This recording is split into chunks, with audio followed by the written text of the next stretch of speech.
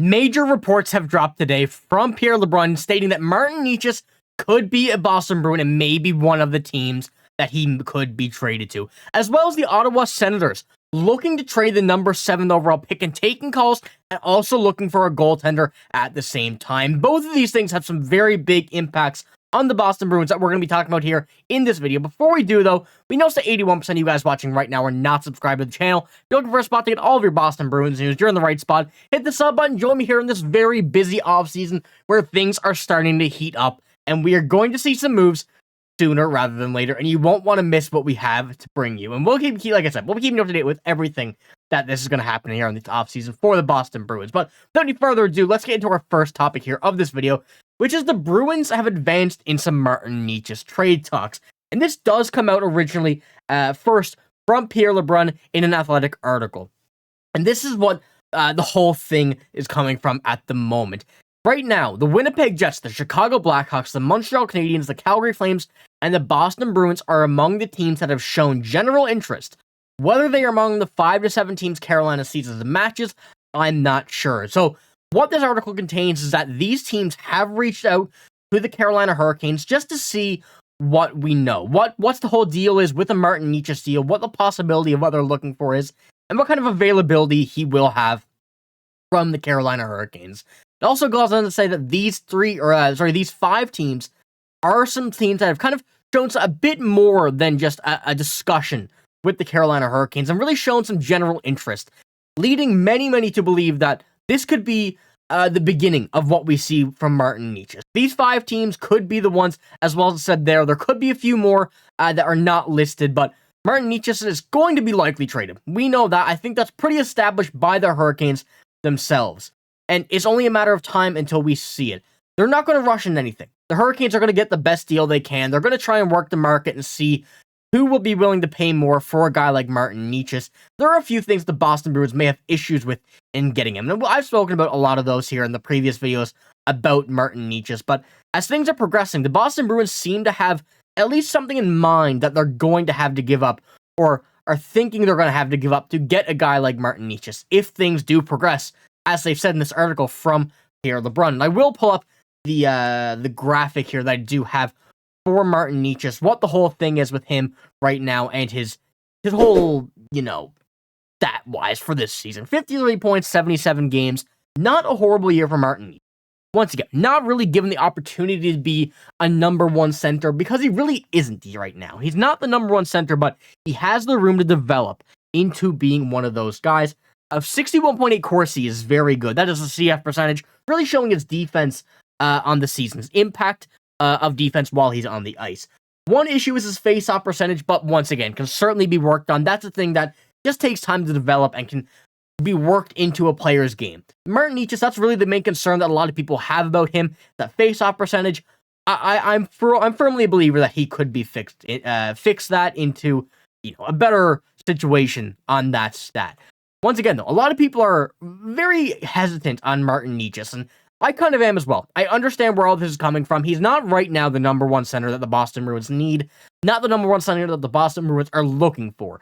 However, he can certainly fill into that role, like I said. He certainly fits that agenda of what we're looking for to be that number 1 center, whether it does become this season or whether it's not at all, or whether it's next season or whatnot. There's still lots of opportunity for a guy like Martin Necas to grow into that. And I think a lot of this is going to have to do with a new location. I think you're going to see a real big improvement to his game wherever it goes. And that's why I'm really hoping that we do see a Boston Bruins meet up with him in the near future, hopefully. Just because I see the potential that he has, and I think that in this organization, in this roster, in this whole system, he could become an elite talent, an elite center, which is something that obviously the Bruins are looking for, and really they're trying to work something out that could help this team immediately. So another thing to keep an eye out, just as things progress, Pierre LeBrun saying this, Pierre LeBrun, a very credited reporter, so obviously something to keep an eye on if he has any say in the matter. So let's move on to our second topic here of this video, which is the Senators are open to trading the 7th overall pick, according to the GM and the team themselves, which is another very big thing to look at regarding the whole looking for a goalie aspect of things. We've seen this with the New Jersey Devils open to trading the 10th overall pick.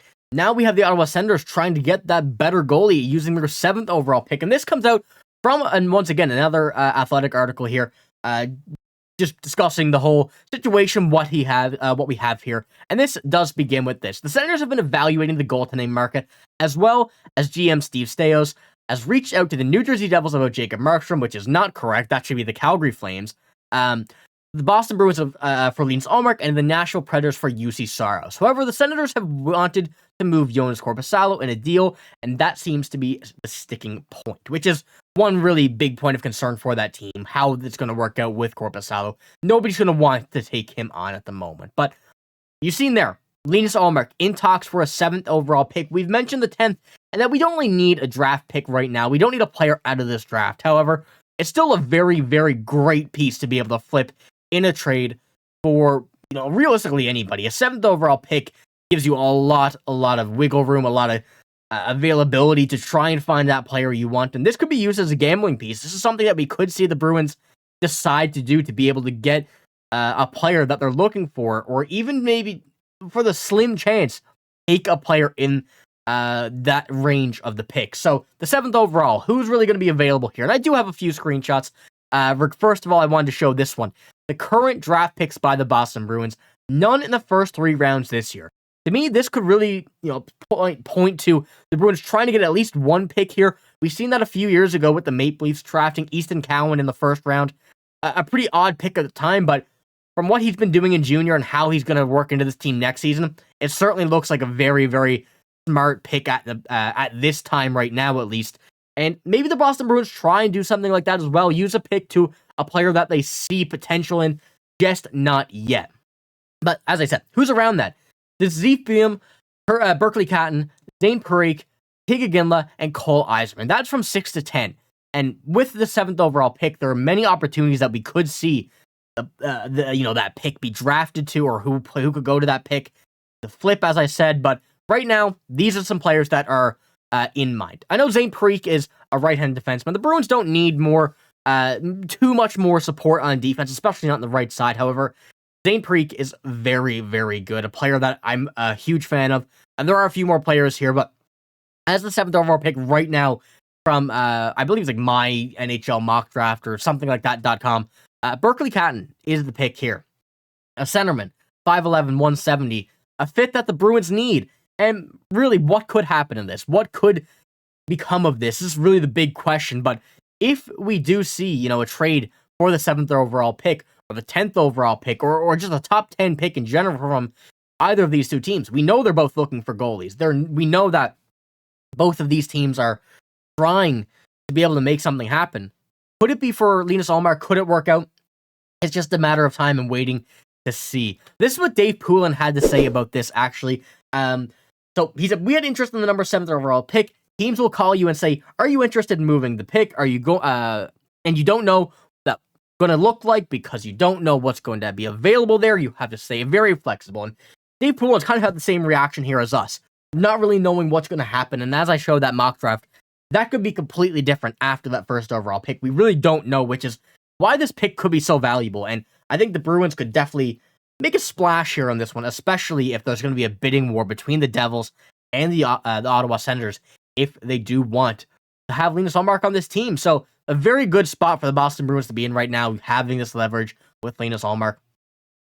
And as well as the whole Necas situation. Let me know what you think about both of these.